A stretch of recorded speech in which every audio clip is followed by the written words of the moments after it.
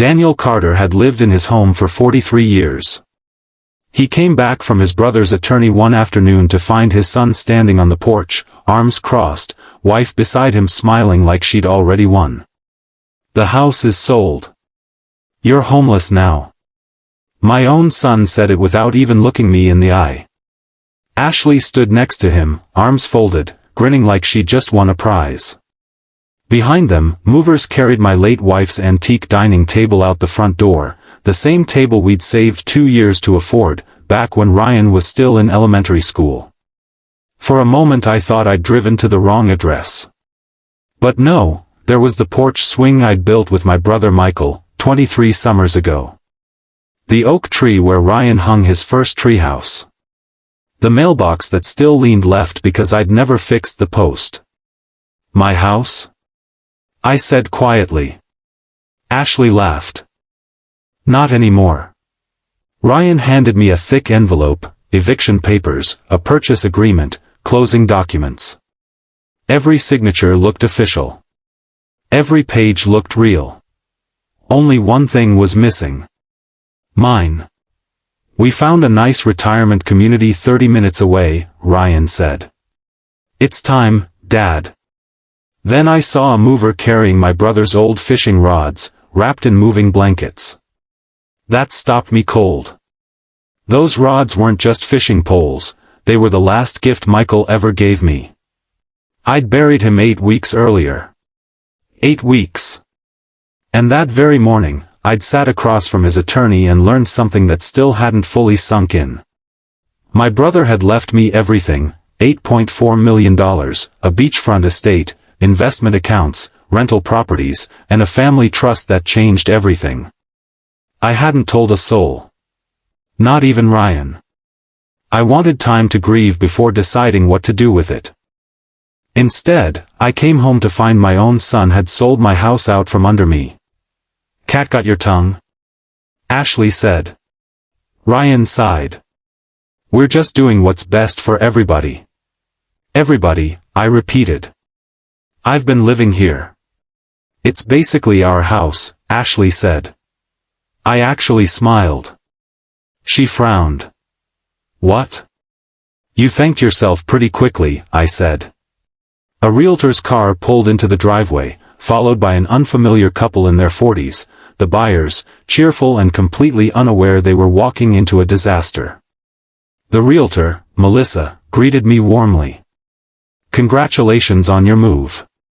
Did you verify ownership before closing?" I asked her. She blinked. Ashley cut in fast, "Everything's handled."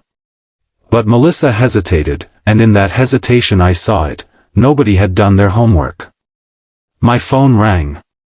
My attorney, Howard Jenkins. "Daniel, I wanted to confirm, everything's officially recorded."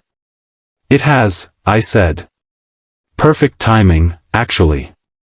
I hung up and looked at the porch full of people who thought they'd already won, my son, his wife, the realtor, the buyers, the movers hauling away 43 years of my life. "You said this house is sold," I said. "You said I'm homeless." I let the silence stretch. "The house you sold belonged to my late brother's family trust." The realtor's smile vanished. Ashley laughed nervously. "What does that even mean?" I slipped the envelope back into Ryan's hands. "You're about to find out." Howard Jenkins pulled up in his black sedan a few minutes later, carrying nothing but a slim leather briefcase. He'd been my attorney for 25 years, and Michael's before that.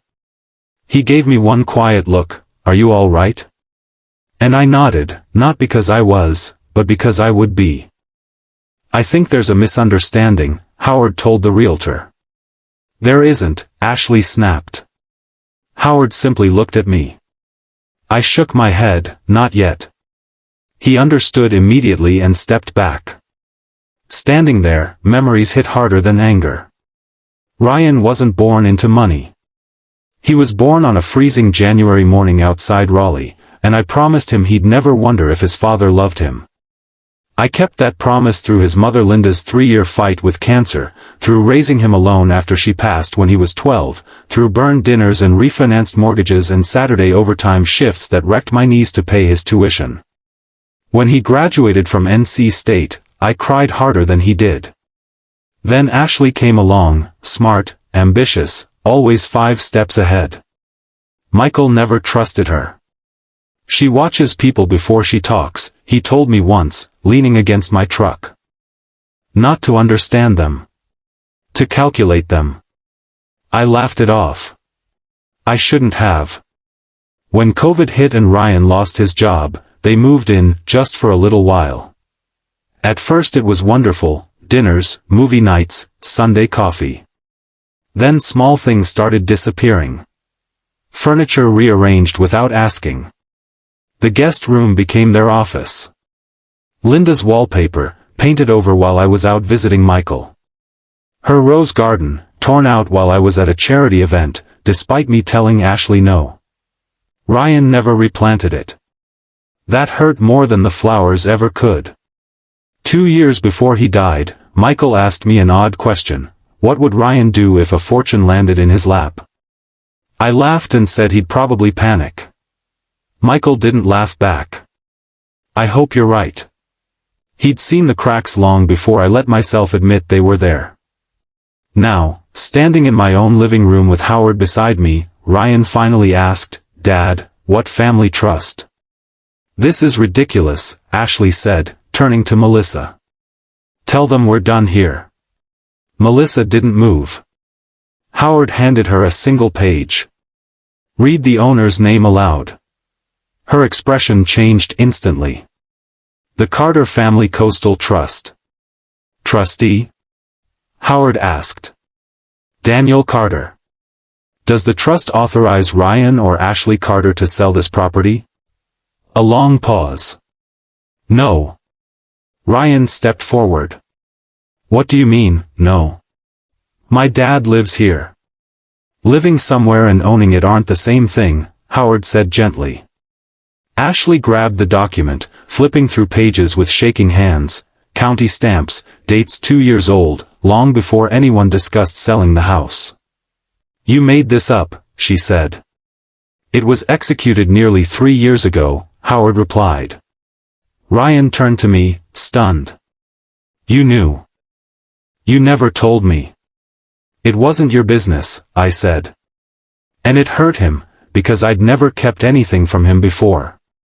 But Michael had asked me to keep this one thing quiet, 18 months before he died, over lunch at Wrightsville Beach. "People change when money appears," he'd said. "I want everything protected." He named me trustee that day. I never imagined I'd actually need it. "We had power of attorney," Ashley tried. "For his checking account," Howard said. "Not real estate." She'd assumed those old papers, drawn up after my knee surgery, gave her far more control than they ever did. An expensive assumption. The buyer, pale now, turned to Melissa. "We already wired the money. It stays in escrow until ownership is resolved," Howard said. A mover walked in with a box, and Howard simply said, "The property owner hasn't authorized removal." Within minutes, furniture already loaded onto the truck was carried back inside, box by box, item by item, my life returning to where it belonged. Then a sheriff's deputy arrived, called by the nervous buyers. He read through the trust documents and turned to Ryan. "Did you verify ownership before signing?" Ryan looked at Ashley. She wouldn't meet his eyes. For the first time all day, my son looked frightened instead of entitled, because he was starting to understand this wasn't just an embarrassment. It was a legal mess they'd built for themselves. Inside, Melissa admitted everything under Howard's calm questioning. No one had contacted me, no one had asked for identification, no one had requested trust documents. "I've practiced real estate law for 38 years, Howard told her. "The first rule is simple, verify ownership." "I assumed it," she whispered. "You assumed," Howard said. "That's the costly part."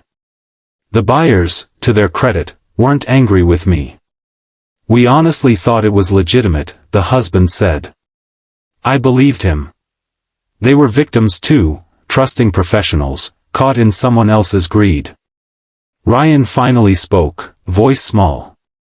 Dad. I didn't know. Don't start blaming yourself, Ashley cut in. He ignored her. I honestly believed the house would eventually become mine. It probably would have, I said, if you'd simply waited. Ashley slammed her purse down. This is emotional manipulation. No, Howard said. He kept information private. That's legal. She laughed bitterly. Convenient. Howard pulled out certified copies with county recording stamps, dated long before anyone discussed a sale. Ashley went pale. Ryan asked her quietly, "Did you check any of this?" She stammered that she'd trusted what she was told. By who? Ryan pressed. She had no answer. Because there wasn't one.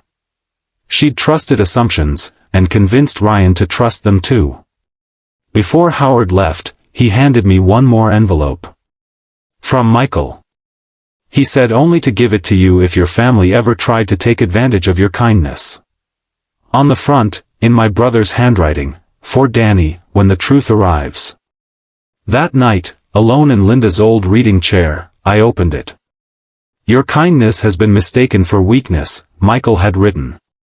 I don't believe Ryan is a bad man. I believe he's become comfortable letting someone else do his thinking. That's more dangerous. And near the end, if greed has reached your door, don't answer it with revenge. Answer it with truth. If Ryan ever truly understands what he's done, give him the chance I never had. In the weeks that followed, the sale collapsed formally. The buyers got their money back and later sent me a Christmas card. Sometimes the worst day of your life quietly becomes the day that protects you. Melissa faced an ethics review and, to her credit, owned every mistake instead of excusing it. Howard also uncovered old emails between Ashley and the agent, nothing criminal, just revealing. Daniel doesn't understand business. Once the sale is finished, he'll have no choice but to move.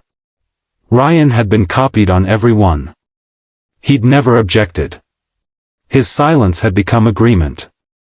A month later, Ryan called, over and over, until I finally answered.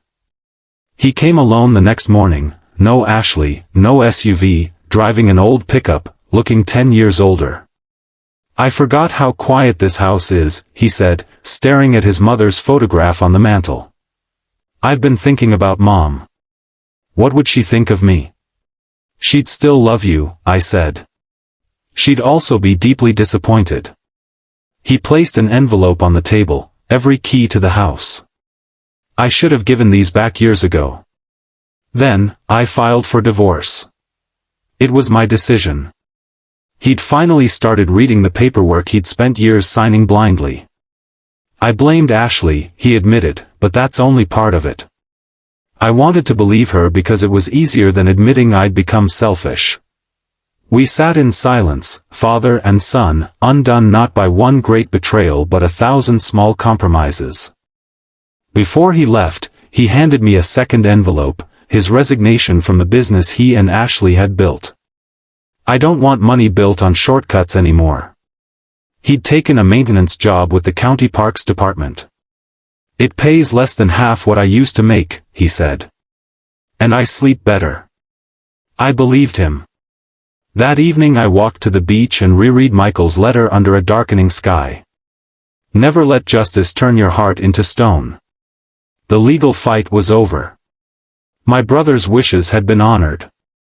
But the harder question remained, not whether Ryan deserved forgiveness, but whether I was willing to help him earn it. The next morning I told Howard I'd decided. What would Michael tell you to do? He asked. Something that would make us both uncomfortable, I said. He smiled. That sounds like him. I'd been asking the wrong question for weeks. It wasn't does Ryan deserve another chance. It was has he become the kind of man who understands why he needs one. I invited Ryan to Michael's beachfront estate, a place neither he nor Ashley had ever seen. We sat on the back deck with coffee, and for once there was no calculation in his eyes, only quiet admiration for the view. "I don't expect anything," he said. "I just hope one day you'll trust me enough to answer my calls." I handed him a folded page, conditions for rebuilding what we'd lost. He would keep living independently. He'd never receive property simply for being my son. Anything I left him one day would be earned, not assumed. He'd volunteer twice a month at the county senior housing center, to meet people whose own children never visited. He'd keep going to counseling. He read every line and nodded. He kept every promise. He called every Sunday. I watched him fix porch railings and carry groceries for elderly strangers, and one afternoon a resident asked if he was my son.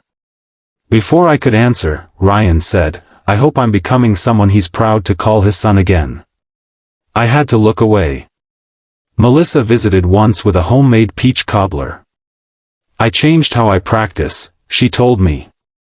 "I verify everything now." One mistake, she said, had almost destroyed 3 families. She was right. Ryan's divorce finalized the following spring. Neither of us spoke ill of Ashley. Bitterness outlives the people who plant it, and I wasn't interested in carrying it. Once he asked if I thought Ashley had ever loved him. "That's a question only she can answer," I told him. Then I gave him something Michael once told me: love without honesty eventually becomes possession. On the 2nd anniversary of Michael's passing, we gathered at the beachfront estate, just the people who truly wanted to be there.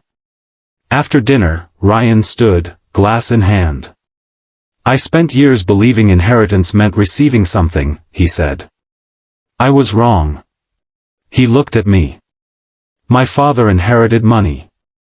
I inherited something much more valuable, a second chance." Nobody applauded. Some moments are too honest for that.